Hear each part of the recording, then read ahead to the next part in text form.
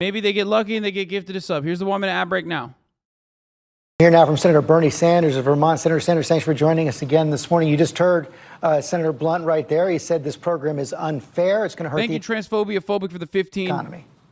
Gifted subs. Well, he's wrong. 60% of the benefits go to people who are on Pell Grants. 87% of the benefits go to people who are making $75,000 a year. Look, I know it is shocking, George, to some Republicans that the government actually, on occasion, does something to benefit working families and low-income people. I don't hear any of these Republicans squawking when we give massive tax breaks to billionaires, when we have an effective tax rate today such that the 1% have a lower effective tax rate than working people, where major corporations in a given year don't pay a nickel in federal taxes. That's okay. But suddenly when we do something for working people, it is a terrible idea. I was in Boston last week, and I was talking to nurses. And these nurses were telling me that they are working, in some cases, 2 jobs, outrageous hours, partly in order to pay for the student debts that they have accumulated. So in my view, the president did the right thing. And we have got to be really thinking about higher education in general. And in my view, at a time when hundreds of thousands of bright young people can't even afford to go to college, if we're going to be competitive in a global economy, we need to make public colleges and universities tuition-free. As you know, Senator Sanders, it's not just Republicans who have criticized this program. Several of your Democratic colleagues who are up for re-election this year have criticized it as well. Michael Bennett said President Biden should have included a plan to pay for it. Catherine Cortez Mastro, she says it doesn't address the root cause of college affordability. And to your point, Tim Ryan, who's running for Senate in Ohio, said it's unfair to those with student loans, without student loans, who are struggling to make ends meet, working people. Well, the truth is, in a sense, that criticism is correct, but the answer is not to deny help to people who cannot deal with these horrendous student debts, who are delaying getting married, delaying even having children. The answer is that maybe, just maybe, we want to have a government that works for all working people and not just the people on top.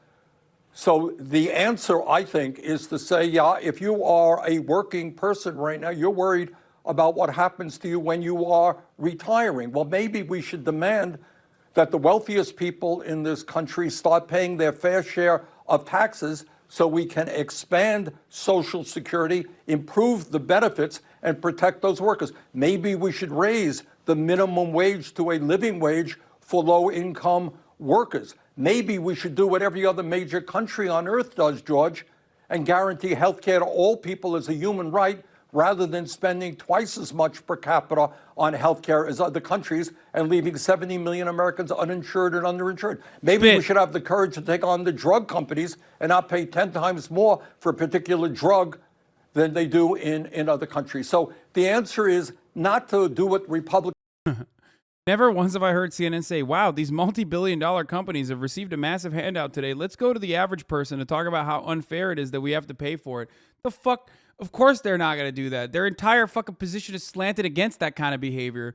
If anyone were to do that, they would be like, this is terrible. This is wrong. This is fucked up. They are a multi-million-dollar company. They're a multi-billion-dollar company. That got loans and bailouts. It's unfair to this person because we're helping that person.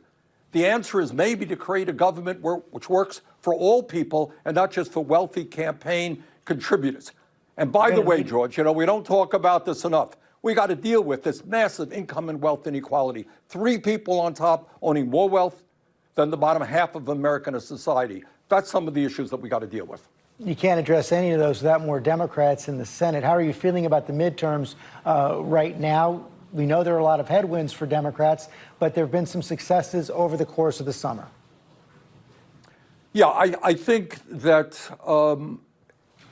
what the Supreme Court did in saying to every woman in America, you can't control your own body. Your state government will make a decision on this most personal matter of an abortion. I think that the American people are saying, excuse me, in America in the year 2022, women will make that decision. And I think that decision is going to reverberate very poorly for Republicans who think that women do not have a right to control their own bodies.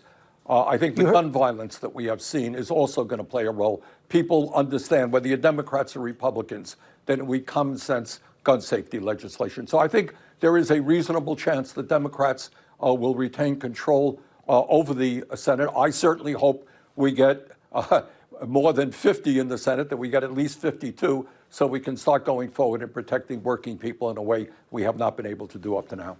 You heard Senator Blunt on former President Trump's legal exposure right now. Your take on the affidavit?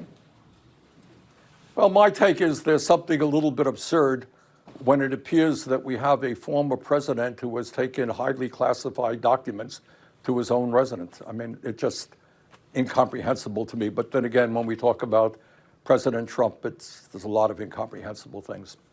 Senator Sanders, thanks for your time this morning. Thank you.